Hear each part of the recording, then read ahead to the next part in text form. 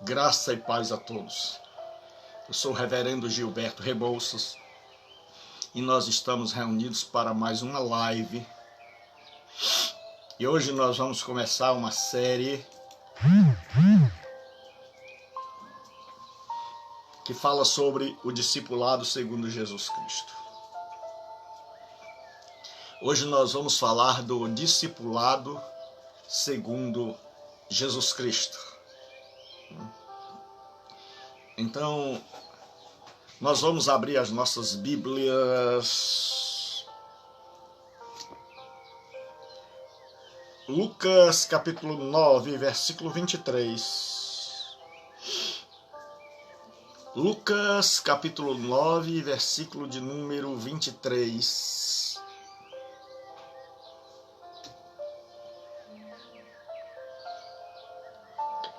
Diz assim a palavra do Senhor nosso Deus. E dizia a todos: se alguém quer vir após mim, negue-se a si mesmo. Tome cada dia sua cruz e siga-me, porque qualquer que quiser salvar a sua vida, perdê-la. Mas qualquer que por amor de mim perder a sua vida, a salvará. Porque que aproveita ao homem granjear o mundo todo, perdendo-se ou prejudicando a si mesmo? Porque qualquer que de mim e das minhas palavras se envergonhar, dele se envergonhará o Filho do Homem, quando vier na sua glória e na glória de seu Pai e na glória dos santos anjos. Senhor nosso Deus e Pai, entramos em Tua presença e pedimos a Tua graça, pedimos a Tua ajuda, pedimos a Tua bênção, para que fales conosco nesta tarde. Em nome e por amor de Jesus Cristo. É um prazer estar mais uma vez aqui. E nós vamos começar hoje uma série de reflexões, na verdade aqui é mais que reflexão, é discipulado. Mas discipulado segundo Jesus Cristo. Qual é a proposta de Jesus? Então hoje é o discipulado segundo Jesus e as condições para o discipulado. Jesus institui as condições para o discipulado. Um dos grandes problemas que nós temos hoje no cristianismo é a falta, a ausência de um discipulado legítimo. De um discipulado que diga realmente quais são as exigências do Cristo. E nós vamos, nesta série começada hoje, falar sobre as condições para o discipulado. Jesus estabelece. E a primeira delas é que é a negação da supremacia do eu. E dizia a todos: se alguém quer vir após mim, negue-se a si mesmo. A primeira exigência do discipulado é a negação do eu. É o abrir mão do eu. É negar a mim mesmo. Jesus disse que ninguém pode ser seu discípulo se o eu ainda continua entronizado. Se nós queremos andar com Cristo, a primeira coisa e a mais dolorida é a crucificação do eu. Os teólogos dizem que Paulo foi um dos únicos cristãos. Alguns bem radicais dizem que só existia um cristão, e esse cristão verdadeiro foi Paulo. Porque Paulo chega e diz assim: eu não vivo mais, mas Cristo vive em mim. E a vida que agora vivo, vivo-a na fé do Filho de Deus, que me amou e se entregou por mim. Então, Paulo compreendeu as exigências do discipulado. A primeira exigência é negar-se a si mesmo. Por quê? Porque a razão de todo o problema na humanidade foi a intronização do eu. Foi quando nossos primeiros pais, no jardim, optaram pelo eu. Entronizaram o eu. E voltando um pouco mais no tempo, foi quando um dos anjos entronizou o eu. Se você vê o relato da queda, primeiro do rei da Babilônia, histórico, depois teológico, de Satanás, no livro do profeta Isaías, capítulo 14, onde o diabo está pensando no seu coração, porque o profeta disse, e tu dizias no teu coração. Ele não está falando, ele está pensando, e Deus que conhece os pensamentos sabia. Eu subirei acima das mais altas nuvens, serei, exaltarei, me assentarei. Então sempre, todos os verbos você vai ver que está na primeira pessoa. Qual foi a origem do primeiro pecado? O eu. O eu. O eu serei, o eu subirei, o eu me assentarei, o eu, o eu, o eu. E quando Adão e Eva têm a oportunidade de fazerem diferentes, Deus coloca uma árvore no meio do jardim para que eles possam dizer, não eu, mas o tu. Não a minha vontade, mas a tua. Eles também fracassam. Eles optam, eles escolhem o eu.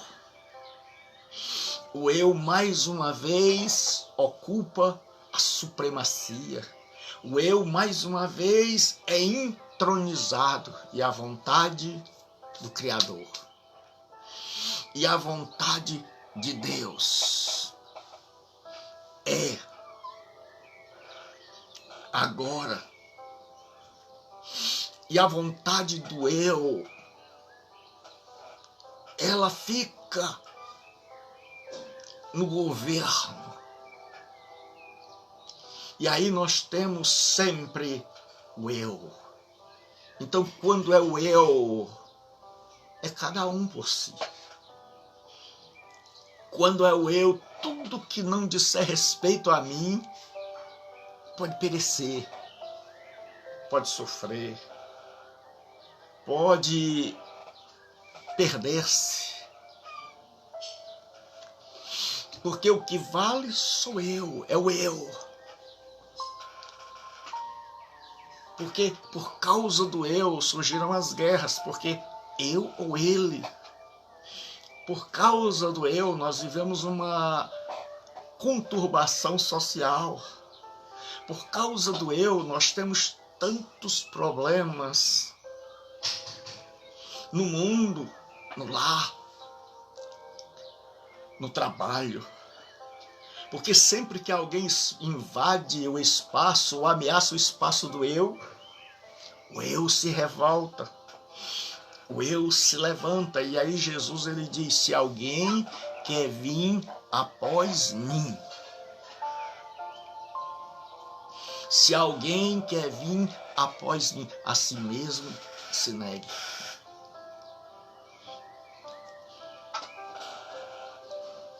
É a condição sine qua non. Se alguém quer vir após mim, negue-se a si mesmo. Tem um monte de gente ali. Porque o que era um discípulo? O discípulo vem da palavra matetes. E matetes significa alguém que é um aluno, um seguidor, um discípulo, mas no discipulado do Cristo, não era apenas a pessoa estar ligada ao mestre na questão de conhecimento apenas intelectual. Era uma questão de querer ser igual ao mestre.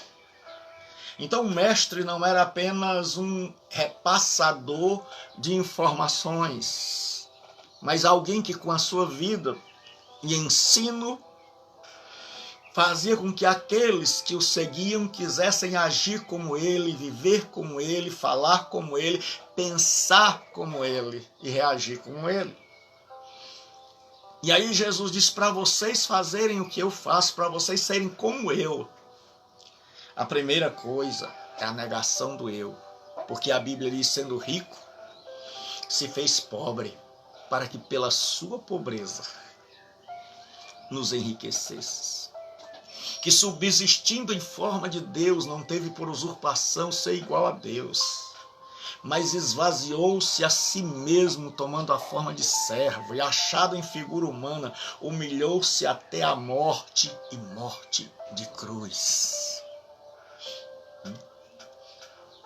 Porque Jesus não estava pedindo e não está exigindo. Graça e paz, cara.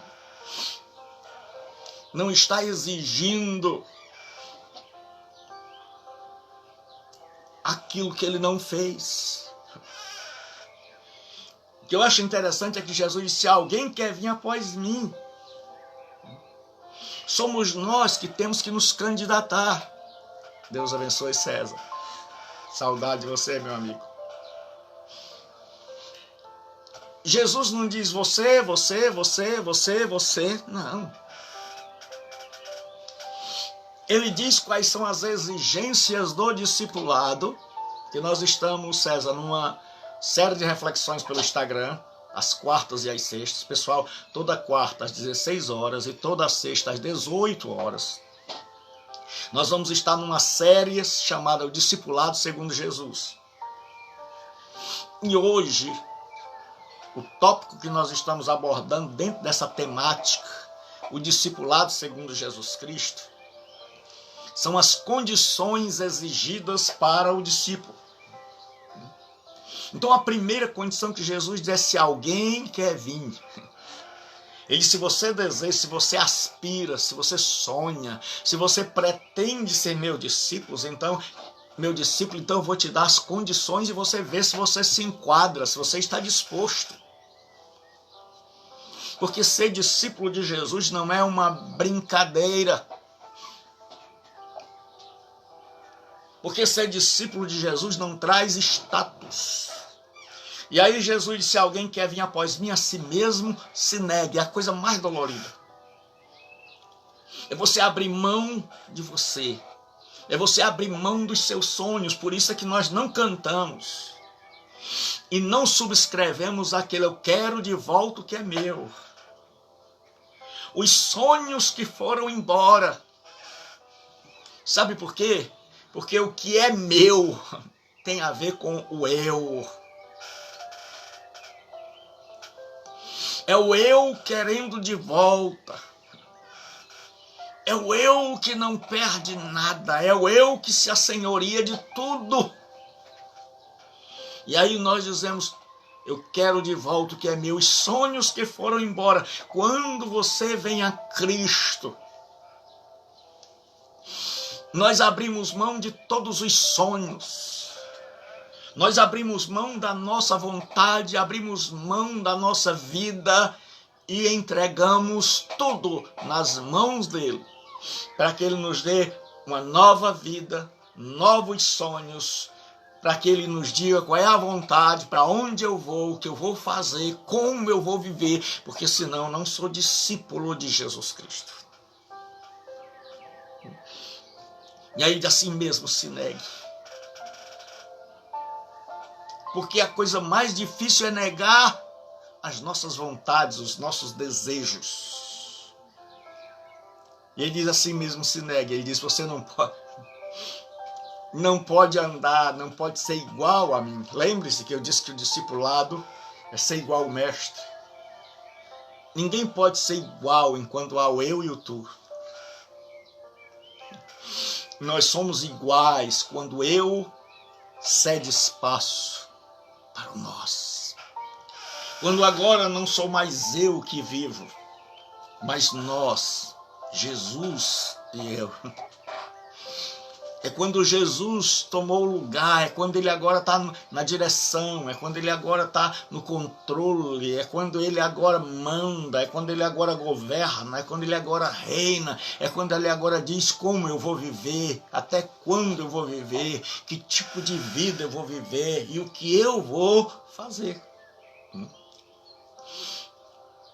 E era uma viagem sem volta. Jesus está dizendo que ser discípulo é uma viagem só de ida.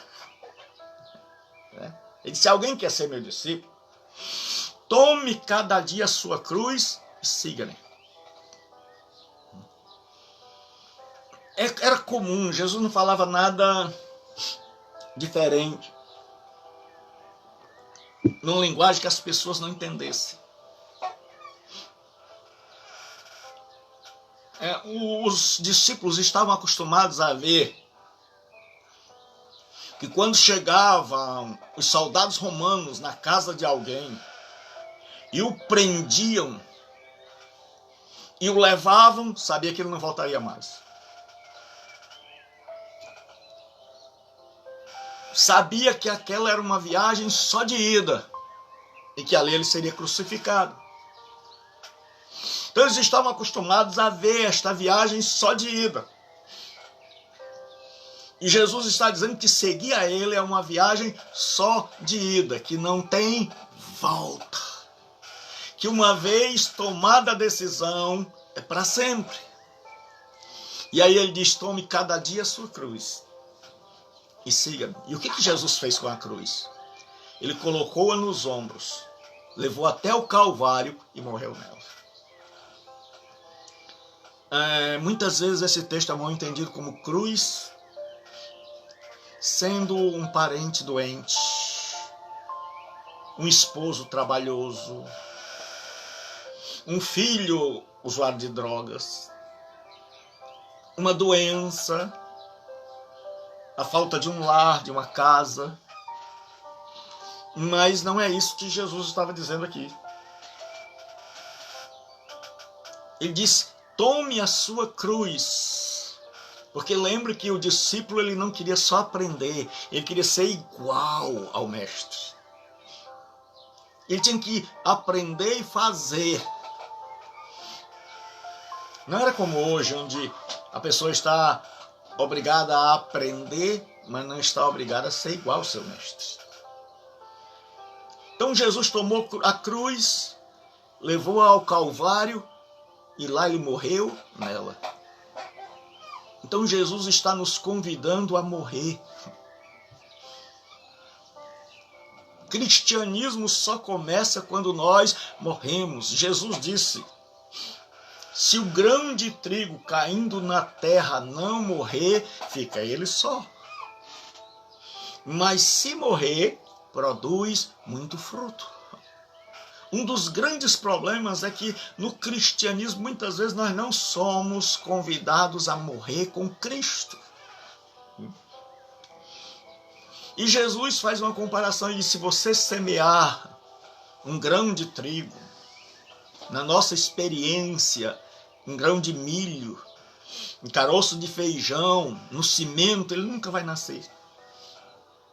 Ele vai continuar sempre e ele vai continuar sempre do mesmo jeito, e ele vai continuar sempre com poder de germinar, com poder dentro de brotar vida.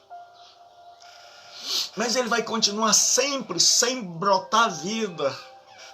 Ele vai continuar sem produzir, porque ele não morreu, porque a casca não foi quebrada. e porque não nasceu algo novo de dentro.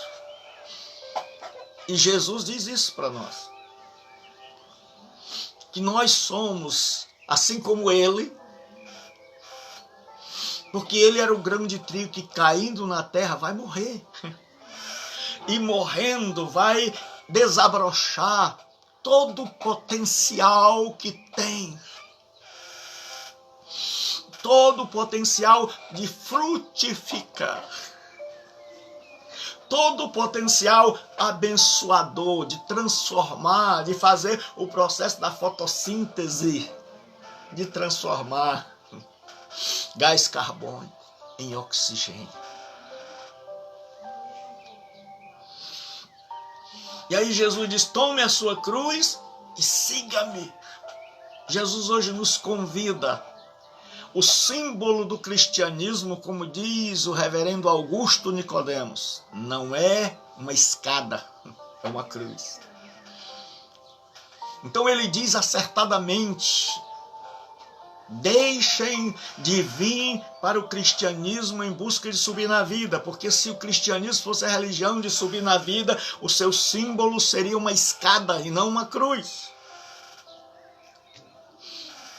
Cristo nos chama para morrermos com Ele. E é isso que Paulo vai dizer. Despivos do velho homem. Se alguém está em Cristo, nova criatura é. Nós temos gente que nunca morreu, que nunca pode dizer como Paulo, o mundo está crucificado para mim e eu para o mundo, eu já não vivo mais, eu já não tenho mais sonhos meus. Os sonhos que agora tenho são os sonhos de Jesus. São as missões. É alcançar o mundo para Cristo. Os meus ideais não existem mais.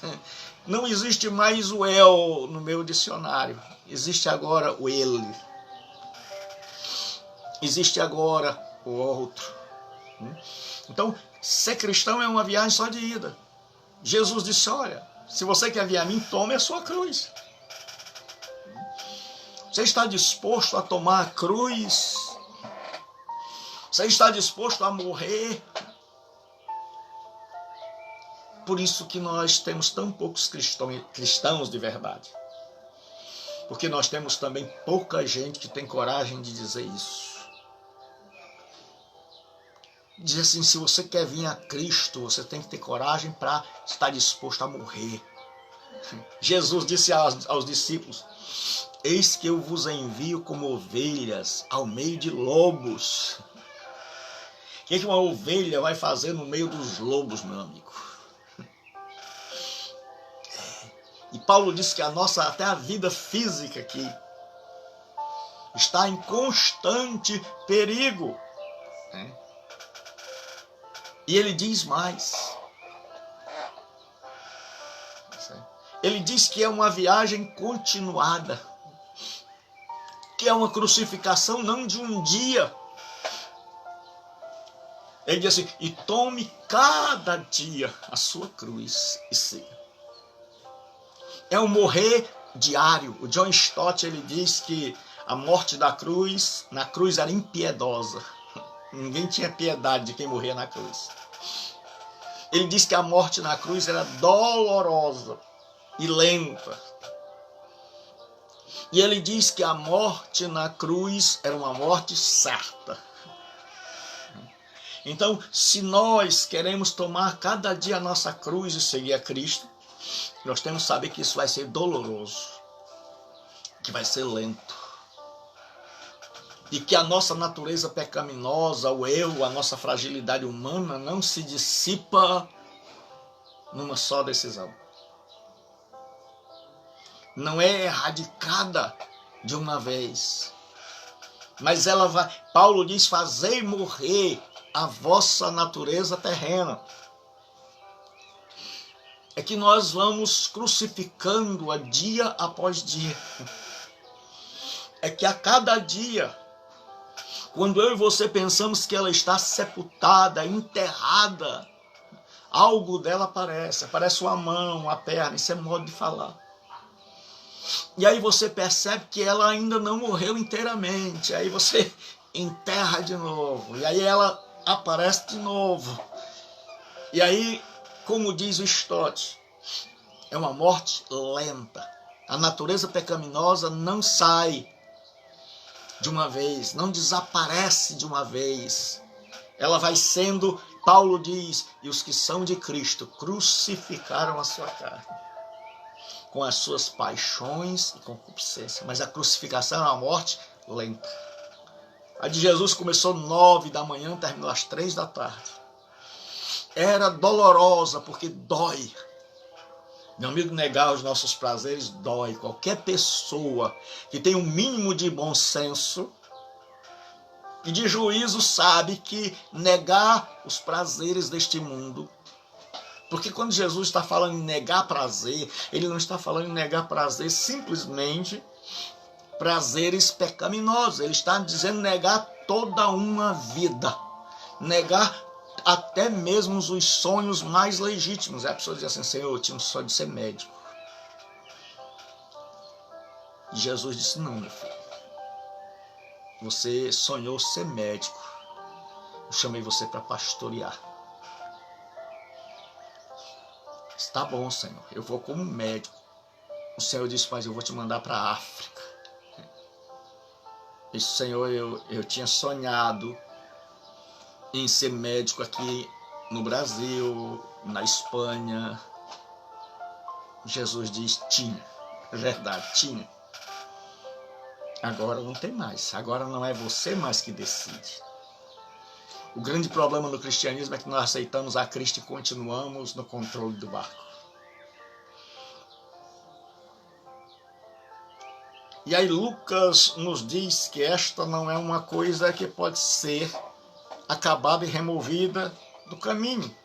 Deve ser feita dia a dia. Não é o que você pode dizer: olha, rapaz, está ali a carne, a nossa fragilidade humana, a nossa natureza inclinada para o mal, propensa para o mal, e eu vou fazer de conta que ela não existe. Não, você todo dia vai ter que enfrentá-la e todo dia vai ter que crucificá-la, e tem que ser uma morte certa. Quando os romanos crucificavam alguém, não tinha mais volta. Não tinha esse negócio de dizer: oh, rapaz, o homem não está aguentando, então desaprega, desprega ele da cruz. Não. Era ficar ali até o último suspiro. Jesus está dizendo: se você quer ser meu discípulo, tome cada dia a sua cruz. Vá matando esse eu. A cada dia. Você vai perceber que ele vai como que ressuscitando, e você vai sufocando, e tem que ser uma morte certa, que ele nunca mais vai dominar, que ele nunca mais vai assumir o controle. Jesus diz que é uma decisão que indica perda para ganhar.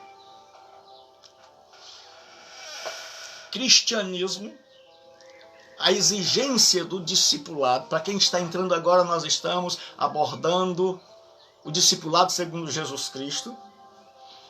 E vai ser uma série até em toda quarta, às 16 horas, para o pastor Reginaldo aí, para a irmã Graça. Toda quarta às 16 horas e toda sexta, aqui pelo Instagram, às 18 horas, nós vamos estar abordando esse tema sobre o discipulado de Jesus. Como é seguir a Jesus, quais são as exigências que ele faz. E hoje nós estamos colocando: Jesus diz: negue-se a si mesmo, tome a sua cruz, morra. Ele não está chamando para morrer com ele. Certo? Porque é muito fácil tirar a vida. É se jogar de um prédio. Mas quando Jesus diz para tirar o eu, aí é difícil. Aí é difícil, meu. Crucificar o eu, largar a mão das minhas vontades, aí não é fácil. Aí Jesus diz: porque qualquer que quiser salvar a sua vida, perdê-la.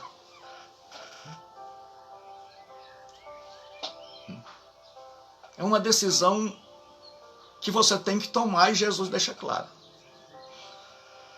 Ele disse: se alguém quer vir após mim, está aqui as indicações. Negue-se a si mesmo.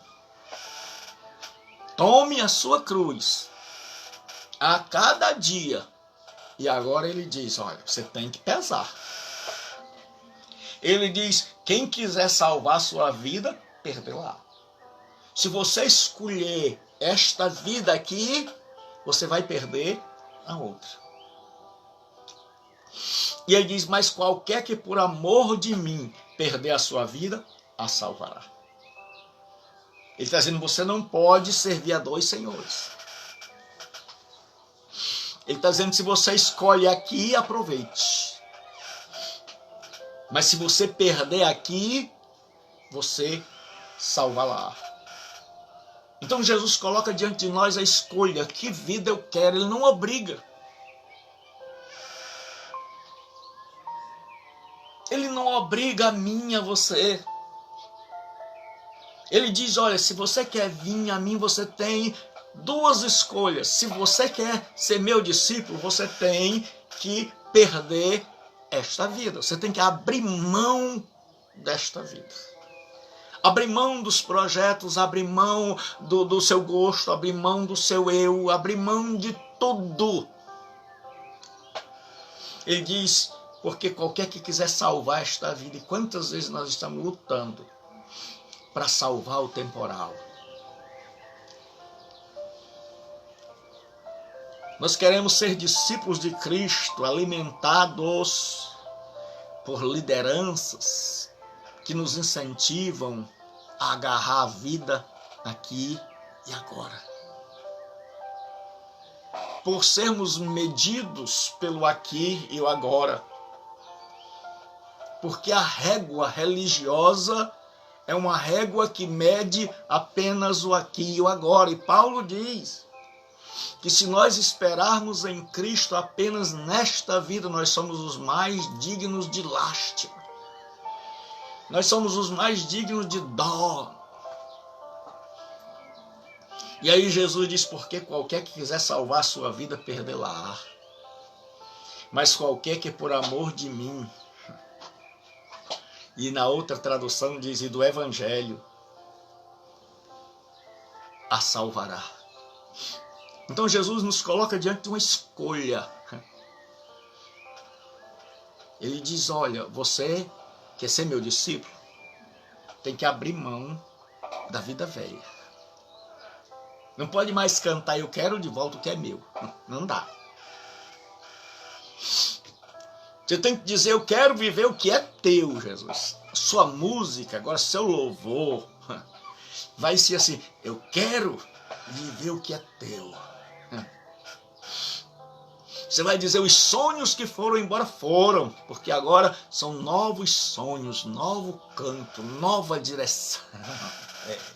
A empresa da nossa vida está sob nova direção. O barco tem outro timoneiro, o avião tem outro piloto, o ônibus tem outro motorista, o coração tem outro rei entronizado. E aí ele diz: por que aproveita o homem granjear o mundo todo, perdendo a sua alma, perdendo-se ou prejudicando a si mesmo?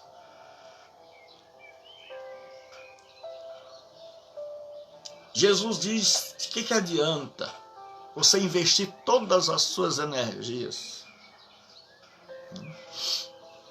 E mesmo que você conseguisse, ele não está dizendo que a pessoa consegue.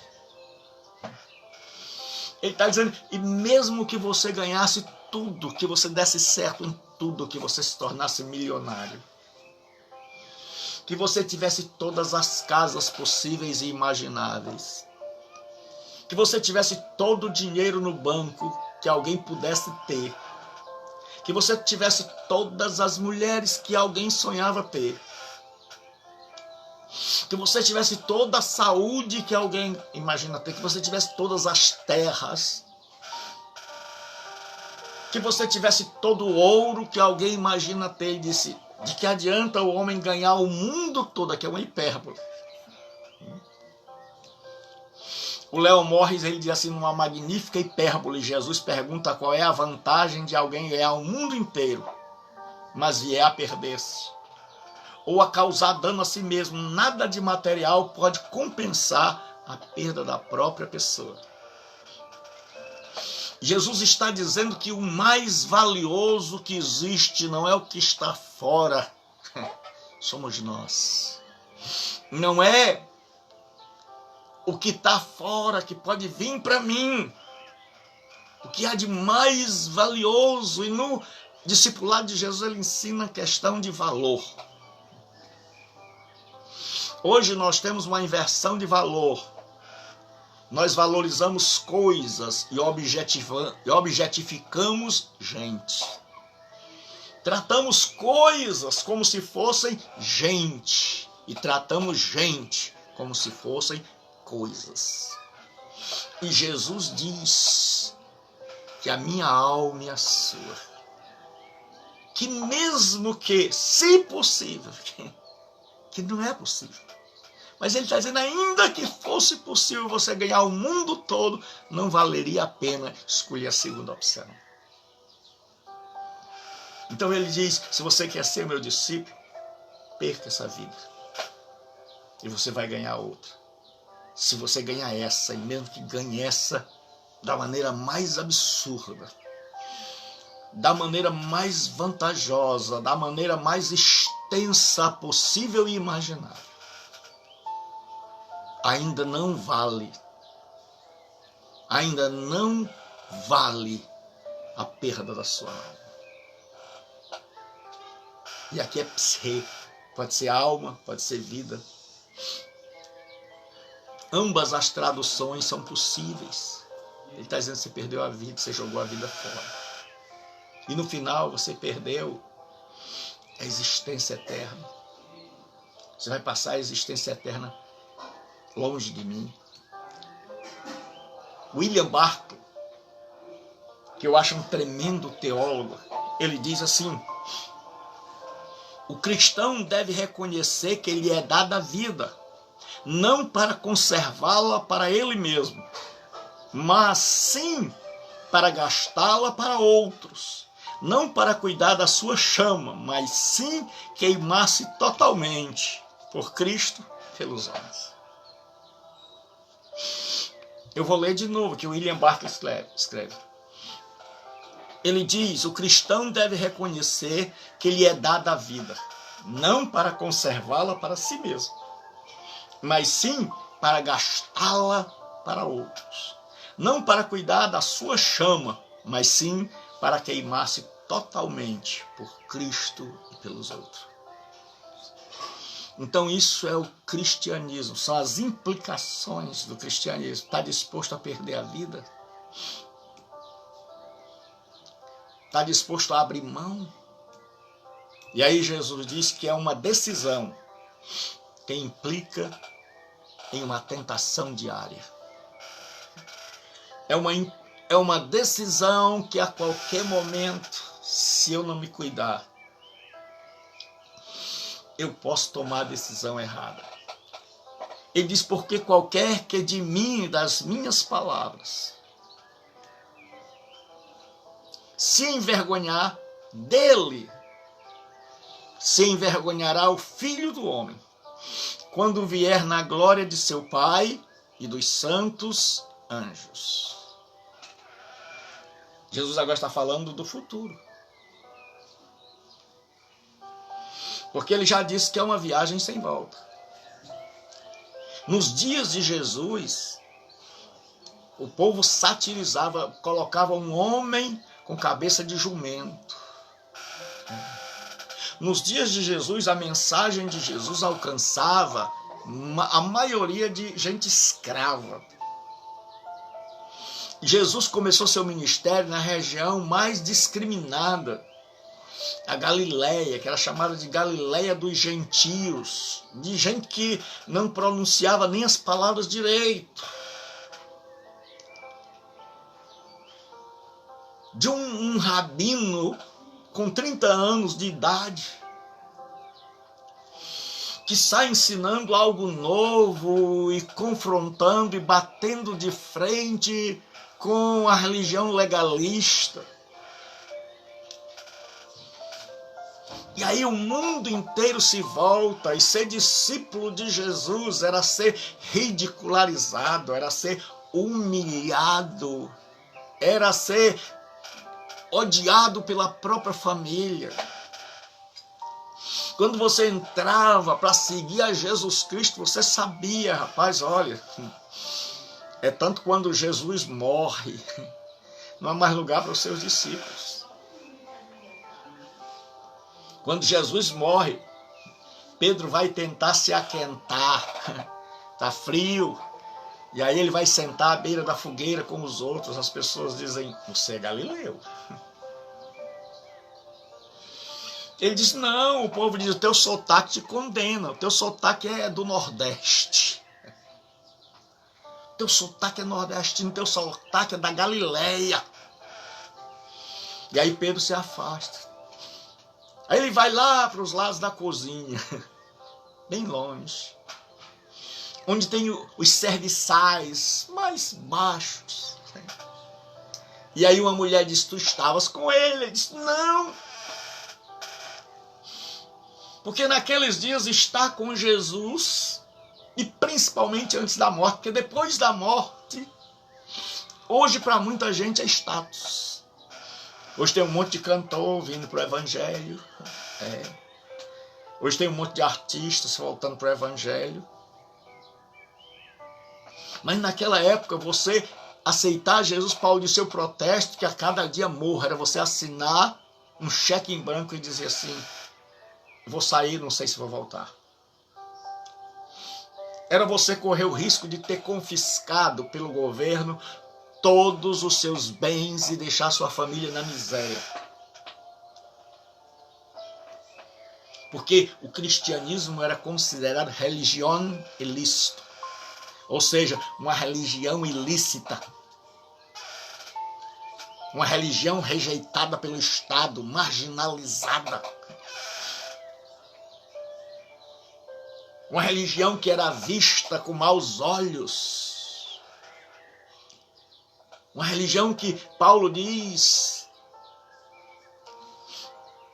que foi perseguido, que apanhou, que sofreu fora, dentro da cidade, que levou chibatada. E Jesus diz o seguinte, ó. Então todos os dias as pessoas estavam dizendo assim, rapaz, não aguento mais. Onde eu vou zombam. Eu perdi os amigos, eu não posso mais sentar ali para tomar um café.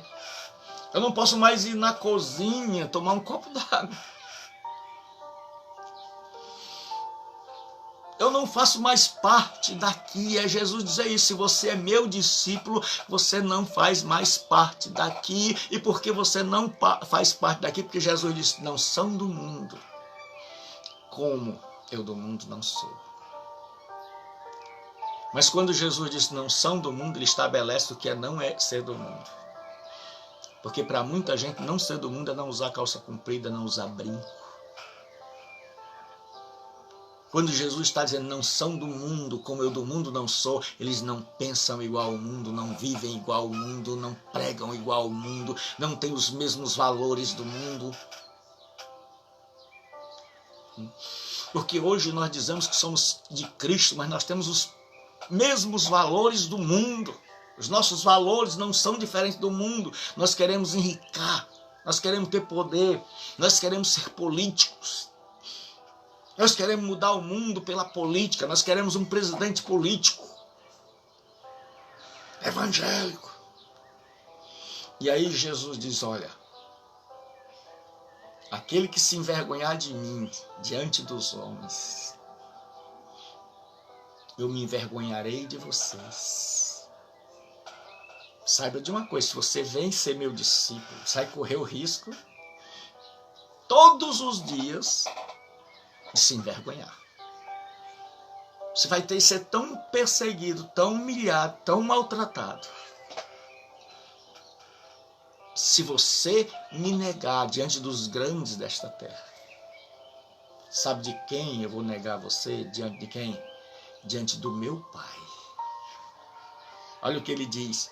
Porque qualquer que de mim, das minhas palavras, se envergonhar dele, se envergonhará o Filho do Homem quando vier na glória do seu Pai e na glória dos santos anjos.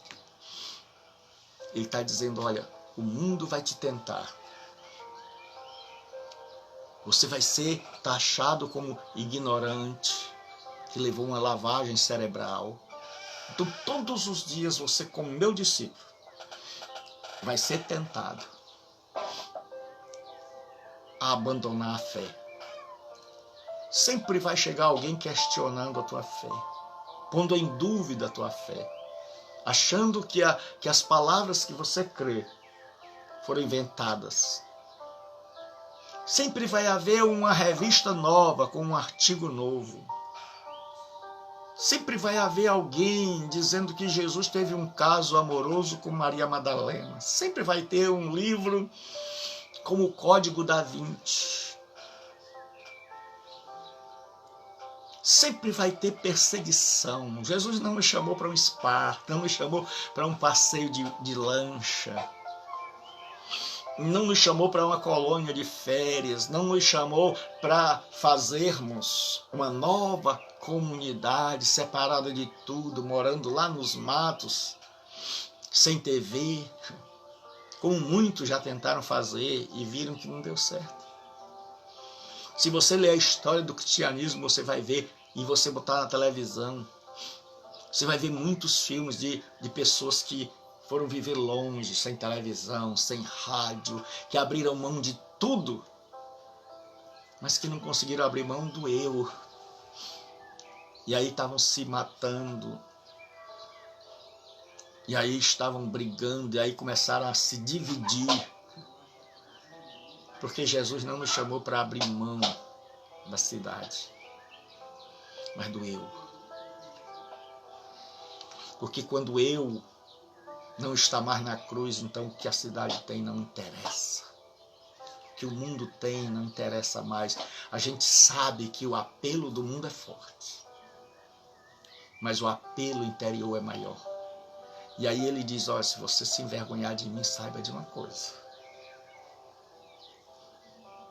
Eu vou me envergonhar de você quando eu vier. Você se envergonha agora e naquele dia eu vou me envergonhar de você. Então, quais são, pastor Gilberto, as implicações, as exigências de Jesus? Então, nós estamos numa série. Para você que chegou no final, nós começamos quarta-feira, às 16 horas, sexta-feira, às 18 horas, aqui pelo Instagram. Nós vamos continuar sobre o discipulado segundo Jesus Cristo. E hoje nós abordamos, certo, as exigências do discipulado. Quais são as exigências para alguém? As condições. E Jesus diz, negue-se a si mesmo. Ele diz, morra. Convido você para morrer, para tomar sua cruz e morrer dia após dia. E aí ele diz que nos convida a avaliar. Ele diz, é uma viagem sem volta. Ele diz, é uma decisão que não dá mais para voltar atrás. E aí ele diz que é uma decisão que implica em perda, que no presente é perda. Porque se você observar, quem seguiu a Jesus só levou chumbo. Paulo só levou chumbo, viajou 3 vezes de navio, 3 vezes o navio afundou. Passou um dia e uma noite no mar, levou 4 vezes de 40 chibatadas menos 1. 5 vezes.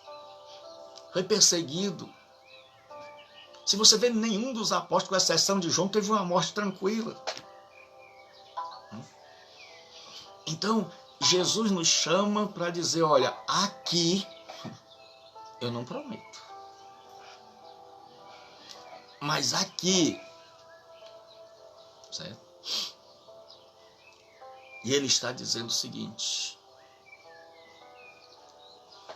escolha. Você quer a vida presente ou a vida futura? Se você estiver disposto a abrir mão da vida presente para a vida futura, então venha. E aí ele diz, lembre que todo dia você vai ser tentado, humilhado, sua fé vai ser ridicularizada. Os grandes deste mundo vão achar que você fez a pior coisa. Tua família vai ser teu pior inimigo. Você vai ser rejeitado. Você vai perder amigos. E ele diz, se você se envergonhar de mim, eu me envergonharei de você. E eu quero concluir com uma história que eu vi. Uma ilustração que eu li no livro. Jesus, quando evangelizava, quando chamava as pessoas para serem seus discípulos, era como um funil, ele mostrava a parte apertada do funil. E ele dizia, se alguém quiser vir após mim, negue-se a si mesmo. Se alguém quer vir após mim, se alguém quer vir a mim, ele dizia o seguinte, a porta é estreita, o caminho é apertado. Ele dizia, as aves têm ninho, as raposas têm covis, mas o filho do homem não tem onde reclinar a cabeça. E aí, as pessoas vinham, e quando vinham, entravam, e sabiam que o caminho ia se alargando, que era maravilhoso, mas só entrava quem realmente cria. Era uma espécie de triagem. Muita gente dizia, não, eu estou fora. Mas hoje nós usamos a outra parte, hoje nós dizemos, venha Jesus e fique rico.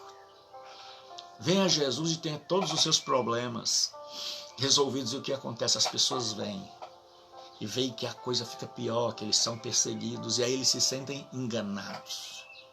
E Jesus não engana ninguém.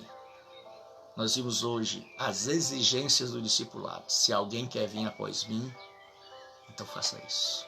Que Deus abençoe. Próxima quarta, às 16 horas, aqui a continuação. Próxima sexta, se Deus permitir, a continuação. Então até lá, que Deus abençoe. A paz do Senhor.